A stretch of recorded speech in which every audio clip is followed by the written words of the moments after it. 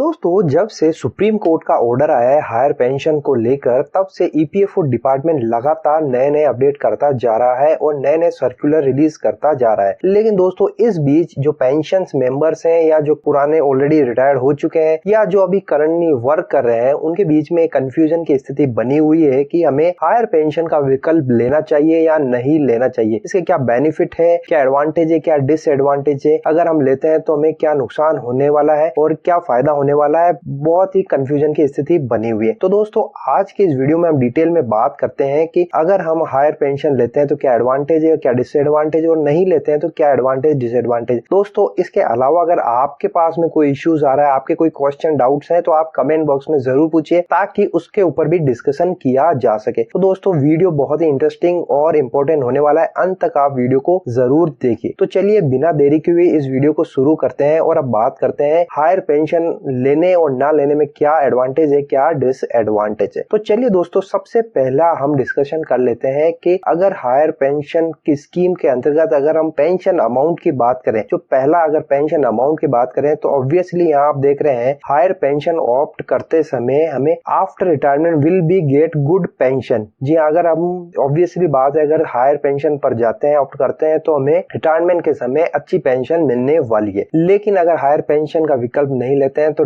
Definitely after retirement हमें बहुत ही कम मामूली सी पेंशन मिलने वाली है, जो अगर आप सोच के चलिए उस समय आप अगर ये पेंशन मान के चलेंगे तो बहुत ही कम होगी, उसमें सरवाइव करना बहुत ही मुश्किल होगा। दूसरी जो सिनेरियो अपन लेते हैं वो डिपेंडेंसी ऑन अदर्स। देखिए, अगर हायर पेंशन का विकल्प हम लेते हैं तो after retirement there will be no dependency on others relatives as pension will be good enough to survive. जी हाँ दोस्तों, ये ऑब्वियस है, अगर हम हायर पेंशन का विकल्प लेते हैं तो उस समय हमारी किसी के ऊपर डिपेंडेंसी नहीं होगी, चाहे वो फैमिली मेंबर्स हो, आपके चाइल्ड हो, क्योंकि जो सिनारियो है, जो फैमिलीज है आजकल माइक्रो होती जा रही है, तो उस समय क्या सीन रहेगा, क्या सिनारियो बनेगा पर्टिकुलर फैमिली में, वो कुछ कह नहीं सकते हैं। तो हायर पेंशन के विकल्प में ये है कि कोई डिपेंडेंसी अदर रिलेटिव पे नहीं रहने वाली है। लेकिन अगर हायर पेंशन का विकल्प नहीं लेते हैं तो after retirement there will be dependency on others relative as pension will be very less to survive. या दोस्तों, क्योंकि उस समय जो पेंशन है वो बहुत ही कम बनेगी, तो डिपेंडेंसी बनी रहेगी। अगर हम पीएफ फंड, एसआईपी और एलआईसी को अच्छी तरह से मैनेज नहीं करते हैं, अगर हमारा उस समय रिटायरमेंट के समय कोई अदर सपोर्टिंग, चाहे वो एलआईसी हो, चाहे एसआईपी, म्यूचुअल फंड हो, या अदर कोई फंड सोर्सेस से हमारी अगर उस समय इनकम नहीं हो रही है या कोई मंथली अमाउंट नहीं आ रहा, तो डिपेंडेंसी बहुत मुश्किल हो जाएगी। तो इसलिए इस विकल्प को देखते हुए तो हायर पेंशन के समय जो डिपेंडेंसी है वो वेरी लेस हो जाती है। अब तीसरी बात कर लेते हैं लाइफस्टाइल आफ्टर रिटायरमेंट। देखिए, अगर हायर पेंशन के विकल्प पर जाते हैं तो जैसा हमने बात करी, पेंशन ज्यादा मिलेगी, ऑब्वियस सी बात है। तो after retirement guaranteed good pension from EPFO as it is government based organisation and can maintain good enough daily lifestyle that time. जी हाँ दोस्तों, क्योंकि हम ये मान के चलिए ये गवर्नमेंट डिपार्टमेंट है, तो जो पेंशन है वो गारंटीड है, उस समय अच्छी मिलेगी। तो हम जो उस समय डेली लाइफस्टाइल उस समय हम इनफ तौर पर मेंटेन कर पाएंगे। लेकिन अगर हायर पेंशन के विकल्प में नहीं जाते हैं तो ये देखिए, after retirement guaranteed fewer pension तो मिलेगी लेकिन बहुत कम मिलेगी based on organise, but there will be a chance that PF fund amount will be used somewhere in home and car purchase, child and education, marriage etcetera. जी हाँ दोस्तों, ये बहुत मिडिल क्लास ग्रुप में बहुत देखा जाता है कि एक फंड आने के बाद में या तो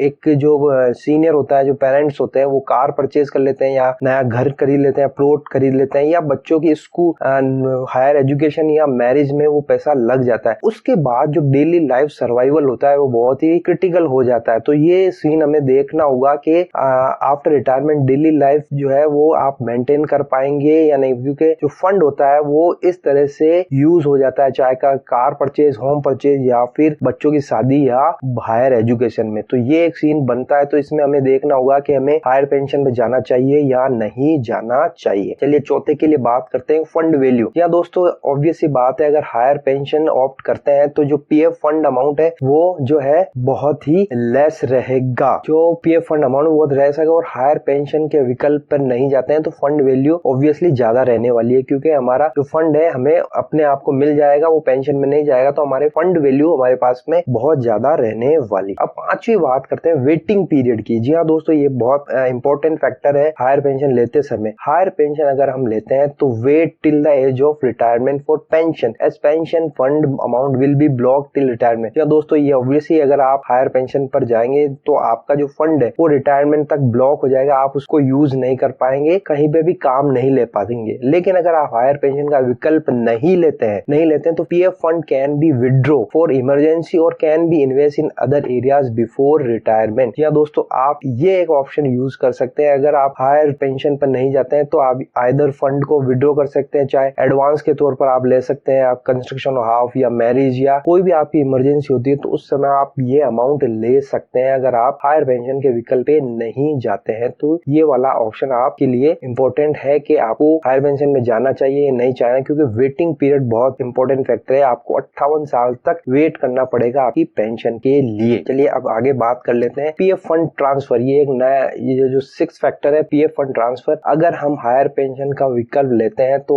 need to deposit transfer PF fund to pension fund with interest. ये एक इंपॉर्टेंट फैक्टर है, टेक्निकल फैक्टर है कि हमें हमारा जो पीएफ फंड है वो ट्रांसफर होगा पेंशन फंड में। अगर हमने ऑलरेडी रिटायरमेंट ले चुका है तो हमें जमा करवाना पड़ेगा, जो भी कैलकुलेशन निकल कर आएगी पीएफ डिपार्टमेंट के द्वारा विथ इंटरेस्ट वो हमें जमा करवाना पड़ेगा, तभी हमें हायर पेंशन मिल पाएगी। लेकिन अगर हायर पेंशन का विकल्प नहीं लेते हैं, नॉर्मल केस सिनेरियो चलता रहता है तो हमें कोई भी ट्रांसफर या डिपॉजिट करना नहीं पड़ेगा। तो एज इट इज हमारा जो भी अभी चला आ रहा है पेंशन या पीएफ का जो भी कंट्रीब्यूशन चला रहा है वो एज इट इज चलता रहेगा। तो इट मींस हमें कुछ भी इसमें चेंजेस करने की जरूरत नहीं पड़ेगी। अब 7th सिनेरियो हम देख लेते हैं। ये बहुत ही इंपॉर्टेंट है। एक क्वेश्चन मेरे पास आया था कमेंट्स बॉक्स में, तब मैंने इस पे गौर किया और ये वास्तव में मुझे भी लगा एक इंपॉर्टेंट फैक्टर है। आप कमेंट करके बताइए कि आप इसके बारे में क्या सोचते हैं, जरूर बताइएगा। देखिए अगर व्हाट इफ कंपनी चेंज, देखिए अगर आप हायर विकल्प पर जाते हैं, हायर पेंशन विकल्प पर जाते हैं तो यहाँ जैसे लिखा है other issue is that if employ change the company and new company will not be allowed PF contribution above the wage ceiling जो 15,000 है। As it till now it is depend on company to contribute on higher wages or not, then it is very confusing to process for higher pension. EPFO should clear this confusion. जी हाँ दोस्तों, ये एक important है कि अभी भी जो कंपनी के ऊपर डिपेंड करता है कि वो हायर वेज सीलिंग पे पीएफ कंट्रीब्यूशन जमा कराए ना कराए। सपोज आप किसी एक्स कंपनी में भी काम करें, वहां तो आपका है, आपने अगर विकल्प ले लिया तो हायर वेजेस पे आपका पीएफ